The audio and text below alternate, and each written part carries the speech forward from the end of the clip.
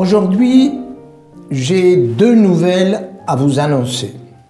D'abord, la sortie ces derniers jours d'un livre sur la dépression que j'ai intitulé « Tout le monde peut-il tomber en dépression ?» Les voici.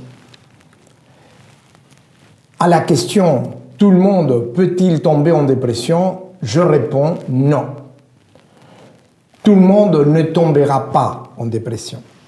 Nous ne sommes pas tous vulnérables à la dépression. Seul pourrait ou pourra se déprimer celui qui est déjà très sensible et trop dépendant de quelqu'un ou de quelque chose auquel il s'accroche de toutes ses forces. Si cette personne perd ce à quoi elle tient aussi passionnément, alors elle se déprime.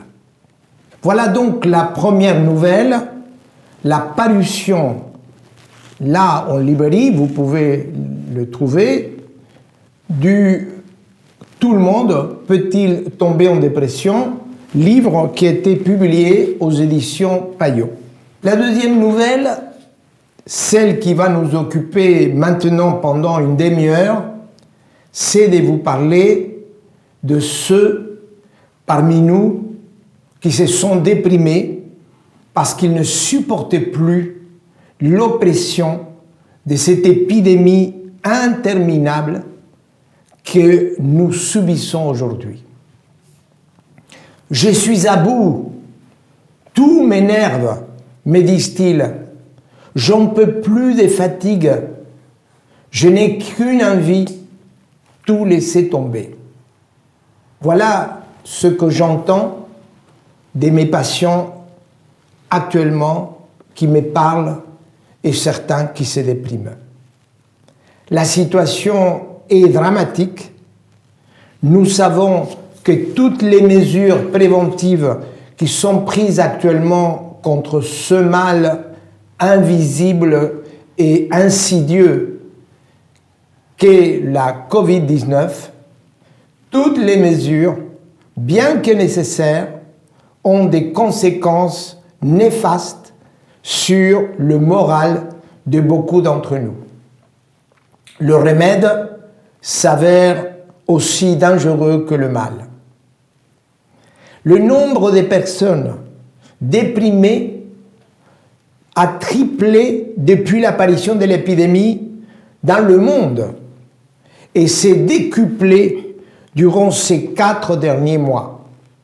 Et si je pense aux effets psychologiques négatifs qui s'accumulent depuis le confinement de mars-avril, le déconfinement, le reconfinement, le couvre-feu et maintenant le retard incompréhensible de la vaccination et même d'un éventuel 3e confinement, eh bien, nous constatons que le nombre de consultations pour dépression s'est multiplié par 8.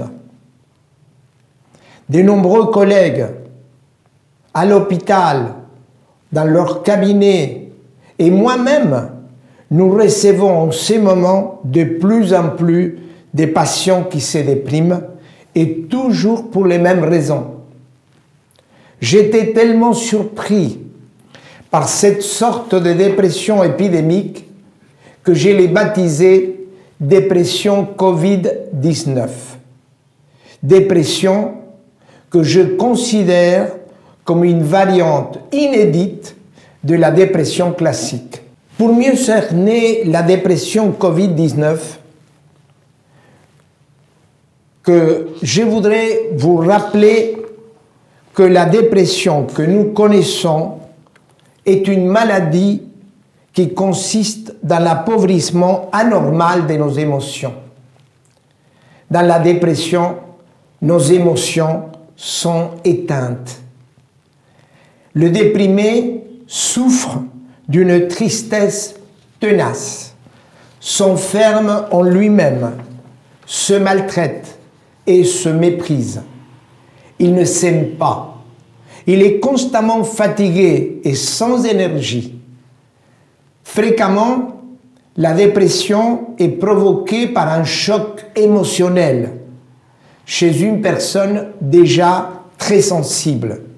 Choc dû à la perte de quelqu'un ou de quelque chose dont elle était fusionnellement dépendante.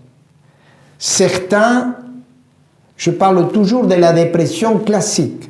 Vous allez voir après la dépression Covid-19. Certains se dépriment parce qu'ils ont perdu une personne aimée qu'ils divinisaient. D'autres, trop préoccupés de leur corps, se dépriment parce qu'ils se croient malades à la moindre douleur. C'est le cas des hypocondriaques. Et d'autres encore se dépriment parce que, par exemple, ils ont perdu le travail qui était toute leur vie. En un mot, tous ceux qui se dépriment en perdant un être, une chose ou un idéal, même un idéal, qu'ils aimaient d'une passion maladive. N'oublions pas que l'autre cause de la dépression, sur laquelle je ne m'arrêterai pas, est un dysfonctionnement du cerveau, tant au niveau de la défaillance de la transmission, de la neurotransmission de l'influx nerveux, que d'un excès d'une hormone qui s'appelle cortisol. Dans le circuit, c'est un excès de l'hormone cortisol dans les circuits neuro-hormonaux. Voilà pour le cerveau, voilà pour les causes, voilà pour la dépression classique. Venons-en maintenant à la dépression Covid-19. À la différence de la dépression classique, la dépression Covid-19 est plus légère dans ses symptômes et plus courte dans la durée. C'est une dépression qui est inhérente aux circonstances. Elle est collée à la crise que nous vivons. Si la crise s'arrête, la dépression, quand la crise va s'arrêter, disons, la dépression va s'arrêter aussi. Le déprimé Covid, celui que je vois, celui que j'écoute, le déprimé Covid n'est pas aussi englué dans sa tristesse que le déprimé classique. Certes, il est triste, mais d'une tristesse anxieuse et agacée plutôt que désespérée. Il est fâché, il est irritable, il est triste, d'accord, mais il est aussi fâché, énervé, agacé. Et quand on mépris de soi-même, dont je vous ai parlé, qui caractérise le déprimé ordinaire, ici, dans le cas de la dépression Covid-19, cet mépris de soi-même prend une forme différente, prend une forme d'un mépris compulsif et répétitif, mais cette fois contre les autres, contre tout le monde, pas contre lui, contre les autres. Alors que le déprimé classique retourne son agressivité contre lui-même et se dit « je suis nul », dans la dépression épidémique, le déprimé dirige son agressivité vers l'extérieur, vers les autres, et il dit « ils sont vraiment nuls ». Tout en étant triste, il vilipende aussi bien le gouvernement pour son incompétence et sa cacophonie que les médecins pour leur incessante prise de position hypocrite et contradictoire, sont des mots que j'ai entendus, hypocrite et contradictoire sur les plateaux de télévision. Pour ces déprimés, tous sont coupables du désastre économique et psychologique qui nous frappe. Dans la dépression ordinaire, je suis désespéré. Le mal est en moi et je ne m'aime pas. Je perds l'estime de moi-même. Dans la dépression Covid-19, je suis exaspéré. Le mal est au dehors. Je méprise tout le monde, mais je conserve l'estime de moi-même. La grande différence entre la dépression ordinaire et la dépression Covid-19 se situe au niveau de la cause qui les provoque.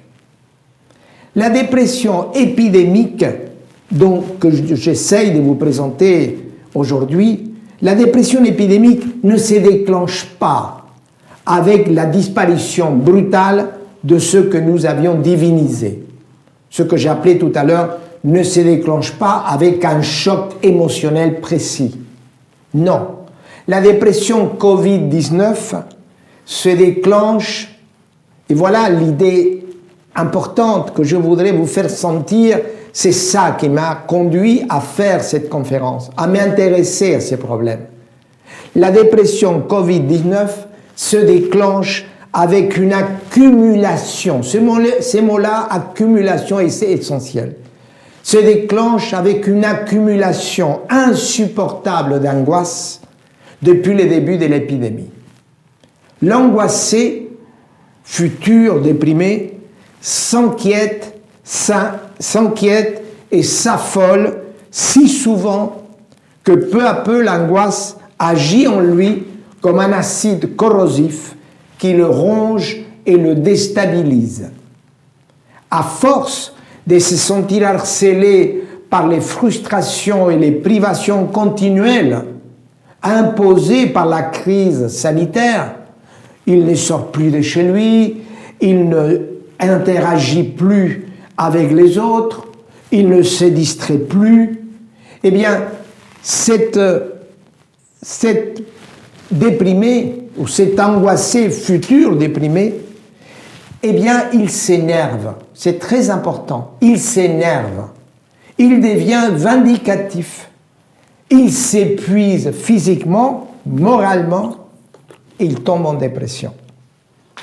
La cause qui déclenche la dépression ordinaire est l'impact massif d'un choc émotionnel, tandis que la cause qui déclenche la dépression épidémique est l'accumulation d'une multitude d'impacts, des petits impacts, des micro-impacts qui se succèdent jusqu'à que le futur déprimé soit excédé d'angoisse, explose de colère et s'écroule dans la dépression.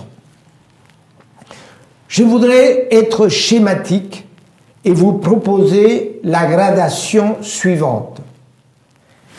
D'abord, crise sanitaire avec ses multiples et continuelles privations et frustrations. Je ferai flèche, je n'ai pas un tableau, mais vous l'imaginez bien, comme si c'était ça le tableau. Crise sanitaire avec ses privations et ses frustrations. Flèche, l'angoisse qui s'amplifie. Flèche, vive exaspération. Flèche, fatigue et lassitude. Flèche, et enfin, tristesse dépressive. Nous allons parler maintenant de la crise sanitaire et de l'angoisse qu'elle suscite. Et après, de la tristesse qu'elle suscite. Mais je vous demande de ne pas oublier notre gradation des privations et frustrations à l'angoisse, de l'angoisse à la exaspération, de l'exaspération à la lassitude et de la lassitude à la dépression. Nous pouvons reconnaître 4 types d'angoisse Covid-19. Je l'appelle comme ça. 4 types de l'angoisse Covid-19. Le premier est la peur de la maladie, la crainte d'être contaminé et mourir tout seul à l'hôpital. Avec ces images que nous voyons à la télévision en permanence, ou même les publicités que fait le ministère de la Santé, on a cette impression qu'on meurt. D'abord, il y a eu la réanimation et enfin la mort, et la mort seule, parce que la famille ne peut pas être là. Ça, c'est une image horrible que j'ai entendue plusieurs fois des patients qui me parlent et qui sont très angoissés de l'éventualité de tomber malade. Ou bien, toujours dans la même angoisse, le premier type d'angoisse, ou bien, non seulement l'angoisse d'être contaminé et être malade, mais l'angoisse de contaminer un autre, à quelqu'un de la famille ou un ami. Deuxième type d'angoisse, eh bien, c'est une angoisse, je dirais que nous connaissons tous, celle d'être obligé de rester confiné à la maison. Angoisse qui a deux variantes opposées. La variante dans laquelle nous nous angoissons de ne plus voir, ni écouter, ni toucher ceux que nous aimons. Les grands-parents, les enfants, les petits-enfants, les frères, les sœurs et beaucoup d'autres. Ou encore de ne plus fréquenter les amis. Vous n'imaginez pas le nombre de personnes qui me parlent de ces problèmes-là. Je ne supporte plus de ne plus voir mes amis, de ne plus aller à un café, de ne plus bavarder. J'ai besoin de parler, j'ai besoin de partager, j'ai besoin de bavarder. Eh bien, aussi, deuxième type d'angoisse, c'est cette angoisse de la vie sociale qui se voit réduite, les habitudes sociales qui se perdent, les habitudes sociales qui nous stabilisent. Eh bien, le confinement nous a fait perdre cela. L'autre variante de l'angoisse, suscitée par le confinement, est à l'extrême opposé de l'isolement. On est toujours dans les deuxièmes types d'angoisse. Angoisse pour le confinement, à cause du confinement. Confinement que nous isole ou confinement qui, au contraire, vous allez voir, nous nous sentons étouffés par nos proches avec qui nous sommes condamnés à vivre. On vase clos les uns sur les autres. Ou bien nous nous angoissons d'être isolés, ou bien nous nous angoissons de nous sentir envahis. Ou l'autre nous manque, ou l'autre nous pèse. Troisième type d'angoisse Covid-19 est celle provoquée par l'incertitude économique et la crainte de perdre son travail, de faire faillite ou de s'endetter à jamais. Et pour terminer, le quatrième type d'angoisse Covid-19 est la peur de l'inconnu, d'un futur inconnu qui ne nous laisse pas nous projeter au-delà du présent. C'est la peur de ne pas savoir quand finira cette crise qui ne cesse de rebondir et quelles seront les surprises qui nous attendent une fois que l'épidémie sera vaincue. L'incertitude de ce que nous allons devenir est de tous les tourments le plus difficile à supporter. On comprend que le fait qui m'a conduit à qualifier cette dépression épidémique de dépression Covid-19 a été le nombre croissant des personnes angoissées qui finissent par se déprimer. C'est ça que j'ai vu durant tous ces mois depuis le mois de mars et que je voulais partager avec vous, cette expérience. Comme vous savez, ma consigne c'est faire, s'observer faire et théoriser ce qu'on fait. Eh bien, pendant tous ces mois, j'ai fait, c'est-à-dire j'ai écouté les patients. Deuxièmement, je me suis observé les écouter. Et troisièmement, j'essaye, et c'est ça que je dis aujourd'hui, cet après-midi, et c'est ça que j'essaye de vous faire partager, c'est la théorie de ce que j'ai fait. On pourrait dire la théorie de ce que j'ai fait pendant tous ces mois depuis le mois de mars, avec le nombre croissant des patients angoissés et qui se dépriment. L'angoisse se transforme en tristesse. Ça, pour moi, ça m'a toujours questionné. Comment se fait-il que l'angoisse se transforme en tristesse? Pourquoi être angoissé fait qu'après on peut devenir triste? Pas toujours. Mais comment se fait-il? Comment concevoir ce changement? Pour répondre, laissez-moi vous dire ce qu'est l'angoisse, puis la tristesse. L'angoisse est une crainte. La crainte de perdre ce qui m'est vital et de souffrir. Quand je vous ai parlé des 4 types d'angoisse Covid-19, la crainte était de perdre la santé si l'on est contaminé. L'angoisse était de perdre la présence physique des autres si l'on est confiné, ou à l'inverse, perdre notre intimité si nos proches deviennent étouffants, ou même, 3e type d'angoisse, la crainte de perdre la sécurité économique si notre activité professionnelle est menacée. Et enfin, dernier type, la crainte de perdre la sensation, l'inestimable sensation de se sentir exister. Pour moi, c'est fondamental. La sensation inestimable et imperceptible de se sentir exister.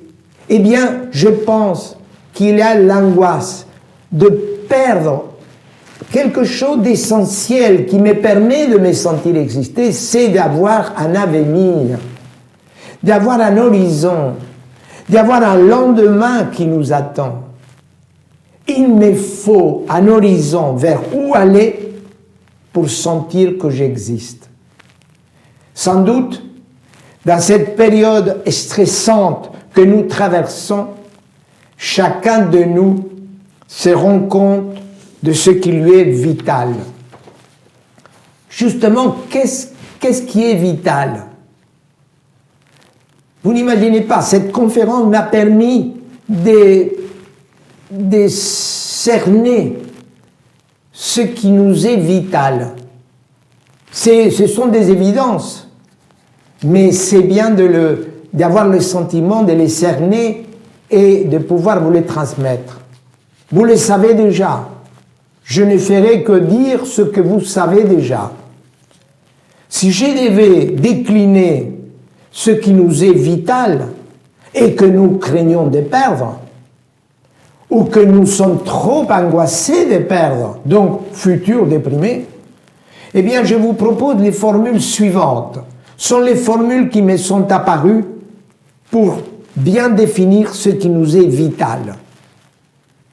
Bien sûr, la première chose qui nous est vitale, vous l'avez compris, c'est le corps. Et la formule qui me vient, c'est « on a besoin du corps pour être soi ». Plus exactement, on a besoin d'un corps qui ne souffre pas pour être soi. Ça, c'est le premier vital, le corps. On a besoin de l'autre, deuxième vital, l'autre. Sartre disait, l'enfer, c'est les autres. Moi, je dis, le vital, c'est les autres. On a besoin de l'autre pour être soi. Pourquoi l'autre? Parce que l'autre, c'est l'amour. On a besoin de l'amour pour être soi. On a besoin de l'amour de l'autre. On a besoin de la présence affectueuse nouée à la nôtre pour être soi. On a besoin de se sentir aimé et d'aimer. Pour moi, c'est plus important d'aimer que de se sentir aimé. Mais les deux sont valables. On a besoin du corps, premier vital. On a besoin des autres, mais que je traduis. On a besoin de l'amour, si vous voulez. On a besoin du corps, on a besoin de l'amour pour être soi. Troisième cas vital, c'est qu'on a besoin d'agir pour être soi. C'est-à-dire, agir, c'est quoi? Accomplir ce que nous avons à accomplir. Et si possible, l'accomplir avec plaisir. C'est ça le troisième vital, agir, être dans l'action. Et si possible, être dans une action parce que c'est ça que je dois faire. Qui me l'a dit? Personne et tous. Je dois faire, c'est comme ça. Être dans l'action de ce que j'ai à faire et si possible, le faire avec plaisir. Ça, c'est le troisième vital. Et le quatrième vital, que pour moi est le plus important de tous, et ce qui, en permanence, dans mon travail avec mes patients, est toujours présent dans mon esprit quand j'écoute soit la femme, soit l'homme qui se plaint et qui souffre, eh bien, le troisième vital, c'est qu'on a besoin de se sentir attendu pour être soi. C'est-à-dire de me sentir appelé. Il faut que je me sente appelé, il faut que je me sente que quelque chose se passe après l'événement présent. Par exemple, tout simplement, il me faut sentir qu'après avoir prononcé le dernier mot de cette conférence, j'aurai d'autres tâches à accomplir. Bref, la vie continue, il faut que je me sente attendu dans une vie qui continue. Vous verrez que, justement, la personne déprimée n'a pas ces sentiments. Il ne sent pas qu'il est attendu. Être sain, être aimé et aimant, être actif et se sentir attendu, voilà ce qui nous est vital sans même y penser. C'est ça qui est intéressant. C'est que ce vital, nous n'y pensons pas. On fait, on agit, on est dans l'action, on aime, mais on oublie qu'il nous est vital. Comme si le vital ne pouvait être vraiment reconnu que lorsqu'il nous manque. Justement, quand nous pensons à ce qui nous est vital, et on pense trop à ce qui nous est vital, et que nous avons peur de le perdre, on est frileux, on est préoccupé que je sois sain, on est préoccupé que ma compagne ou mon compagnon ne me quitte pas, eh bien, à ces moments-là, surgit l'angoisse. L'angoisse surgit lorsque nous pensons à ce qui nous est vital et que nous craignons de perdre. La sagesse, la sérénité, c'est de ne pas y penser à ce qui nous est vital. Savoir qu'il est, parce que je viens de vous le dire, ce qui nous est vital, mais oubliez-le. L'idéal, c'est que l'oubli, c'est l'oubli. Oublier ce qui nous est vital. Venons maintenant à la tristesse. Si l'angoisse est la crainte de perdre ce qui nous est vital, la tristesse est la douleur de l'avoir perdu. Je pourrais dire, pour être plus exact, c'est plus compliqué, mais c'est plus exact. La tristesse, si l'angoisse est la crainte de perdre ce qui nous est vital, la tristesse est la douleur de l'avoir perdu ou de croire de l'avoir perdu. Parce que parfois, on est triste parce qu'on a l'impression qu'on l'a perdu alors que dans la réalité, on ne l'a pas perdu. Et beaucoup de fois, avec mes patients, mon travail consiste à lui montrer la différence entre ce qu'il croit et ce qui est vraiment. Beaucoup de patients croient qu'ils ont perdu ce qui nous est vital, alors qu'on ne l'a pas perdu. L'angoisse, je disais, l'angoisse et la crainte de perdre ce qui nous est vital, et la tristesse et la douleur de l'avoir perdu. L'angoisse est un sentiment d'anticipation, est un sentiment de futur, du futur.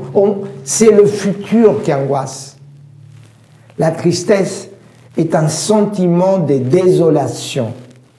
C'est un sentiment éminemment présent, c'est maintenant. La douleur, c'est là. Je souffre des douleurs.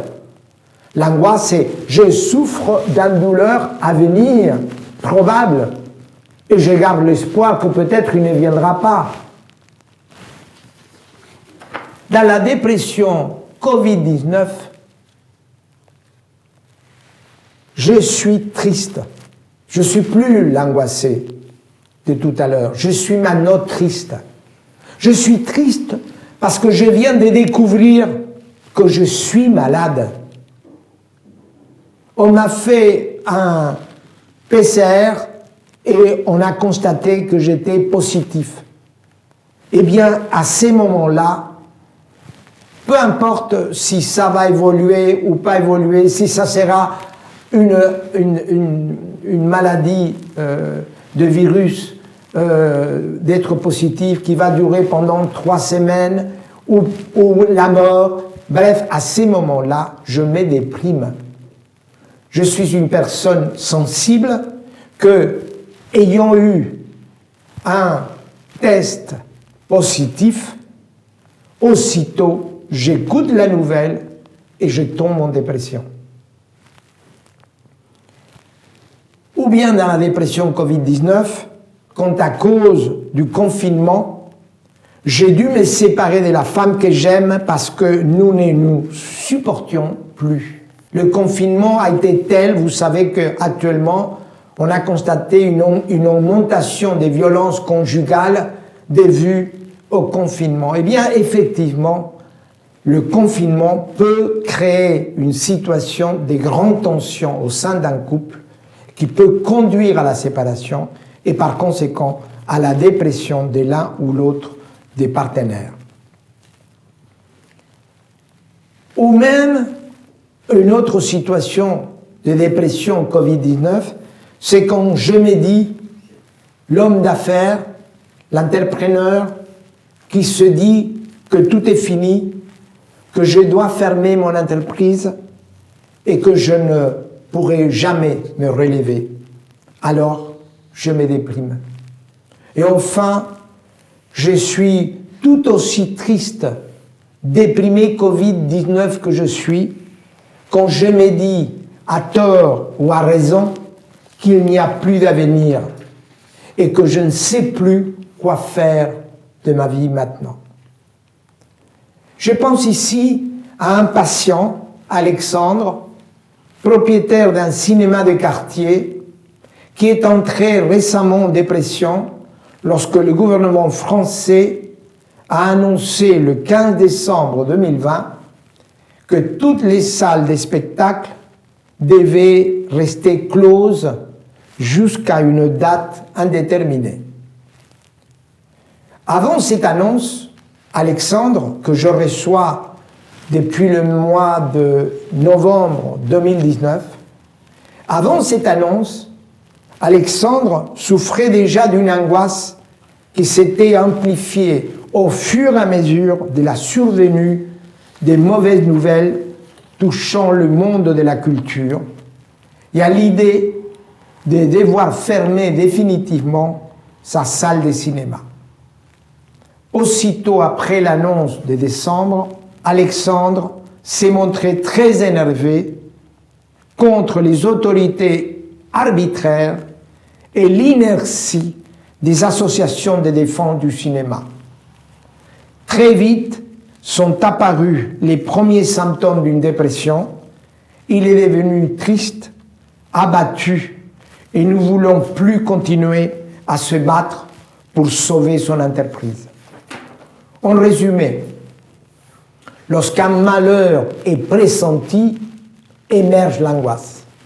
Lorsque le malheur survient, ou, attention, lorsqu'on croit quelque chose de vrai qui fait que je vis le malheur, mais qui n'est pas objectivement réel. Ça, c'est très important que je le signale. Beaucoup des patients se dépriment parce qu'ils imaginent quelque chose d'essentiel qui a été perdu, mais il n'a pas été perdu dans la réalité. Donc, lorsqu'un malheur est pressenti, émerge l'angoisse. Lorsque le malheur survient, ou on croit qu'il survient, s'installe la dépression. Je voudrais conclure cette conférence en vous suggérant quelques gestes simples pour accompagner au mieux votre proche ou votre ami qui souffre d'une dépression Covid-19. Je préférais parler non pas des patients, je préférais parler de le proche ou l'ami qui souffre d'une dépression parce que j'ai trouvé que les recommandations que je vais vous dire sont valables aussi bien pour les professionnels que pour les personnes qui ne sont pas nécessairement professionnelles, mais qui souhaitent accompagner ou aider quelqu'un de leur famille ou un ami qui traverse un moment dépressif. Première recommandation. En premier lieu, quand vous serez avec votre ami déprimé, soyez, si possible, sans angoisse, vous-même, sans souci dans la tête. Et aussi, soyez persuadés qu'il va s'en sortir grâce à ses propres forces. Faites-lui sentir qu'il possède en lui des ressources et qu'il a toutes les chances de guérir. Vous voyez, c'est fondamental. La première recommandation, c'est comment vous êtes, ce que vous ressentez au moment de vous adresser à l'autre pour essayer de l'accompagner dans ces moments difficiles. Deuxième recommandation, si vous avez cet état de sérénité qui est idéal, bien sûr, vous pouvez me dire, mais docteur Nasio, je ne peux pas vous assurer que je sois bien, je vis ma vie, eh bien, l'idéal, c'est que vous soyez serein. Et si vous ne l'êtes pas, parce que vous avez eu une difficulté dans votre vie, à ces moments-là, c'est mieux que vous ne soyez là, vous ne soyez pas là pour l'écouter.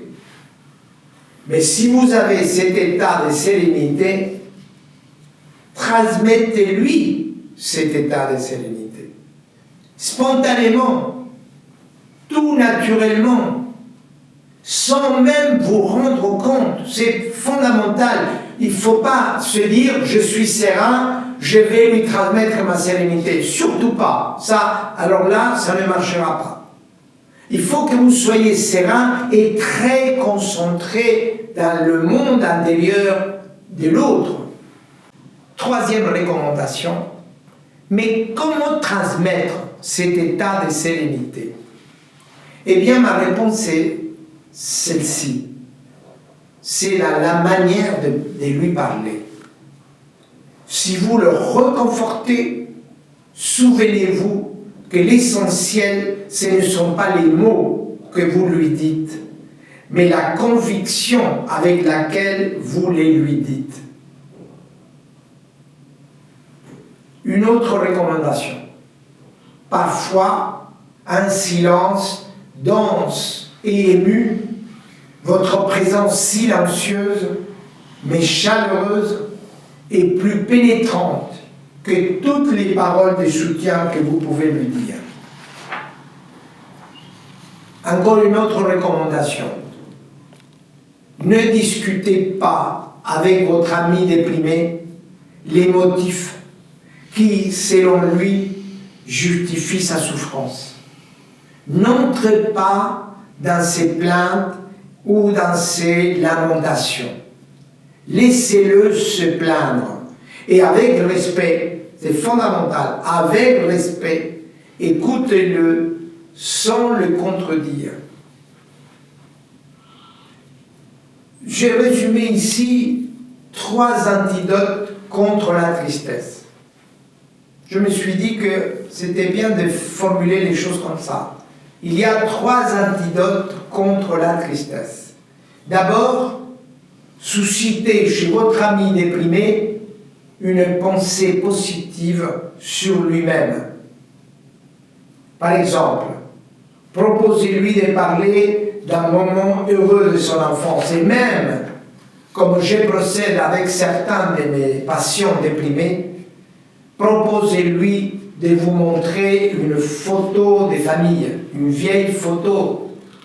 N'oubliez pas que la dépression est un engluement dans le présent. Sortez-le du présent. La tristesse est le sentiment du présent. Sortez-les du présent. Rappelez-lui qu'il a déjà surmonté des épreuves qui lui ont permis d'être l'homme ou la femme qu'il est devenu. Deuxième antidote contre la tristesse, suscitez en lui un sentiment affectueux envers vous qui l'écoutez. Par exemple, qu'il vous dise simplement merci d'être là. Troisième antidote, suscitez en lui un minimum d'action. Faites en sorte qu'il agisse, peu importe de quelle nature est l'action. L'essentiel est qu'il échappe à sa passivité, même si vous devez l'accompagner et agir ensemble. Bref, les 3 antidotes à la tristesse sont faire retrouver au déprimé une pensée positive, lui faire retrouver l'élan d'un sentiment affectueux et enfin lui faire retrouver le goût d'agir. Si de toutes ces recommandations, vous deviez en retenir une seule, je vous dirais, grâce à l'intensité de votre présence et à la authenticité de votre émotion, vous réussirez à redonner à votre ami déprimé le goût de vivre. Voilà, ce fut un plaisir pour moi d'avoir partagé avec vous mon regard de psychiatre et de psychanalyste sur les conséquences psychologiques de l'épidémie. J'espère avoir été utile d'abord en vous faisant comprendre la nature intime de cette variante de la dépression classique que j'ai baptisée dépression Covid-19. Et partant, si je suis arrivé à vous faire comprendre cette nature de cette dépression inédite qui est la dépression Covid-19, eh bien, si je suis arrivé à vous faire comprendre, je voudrais vous donner aussi, favoriser en vous la sérénité lorsque vous devrez accompagner votre ami en difficulté. Merci beaucoup.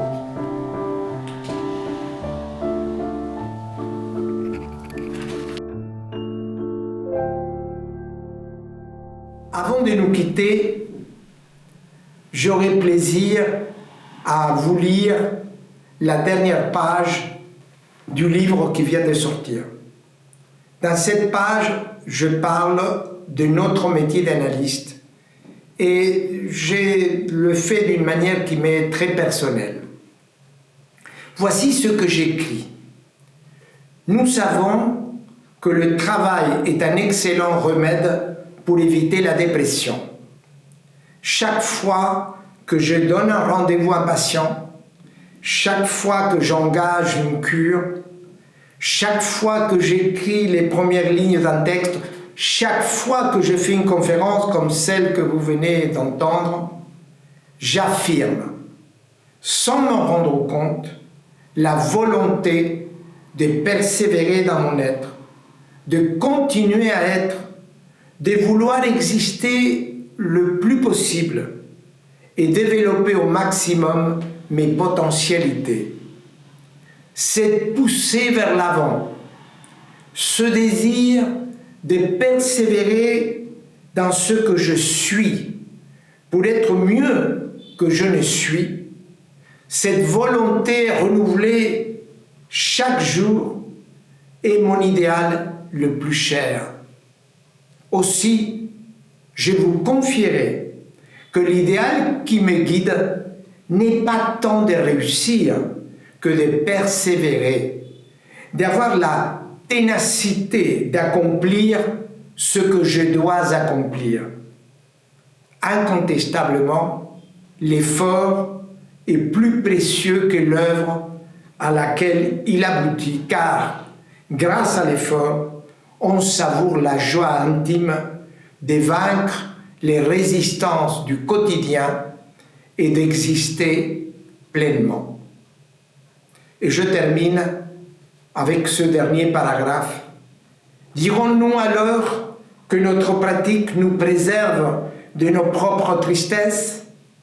L'exercice de l'écoute que nous recommençons chaque matin est un apprentissage à être disponible, sans penser que nous le sommes. En écoutant la plainte de mon patient, je laisse de côté mes tristesses, je m'oublie moi-même et paradoxalement, je suis plus que jamais moi-même. Merci beaucoup.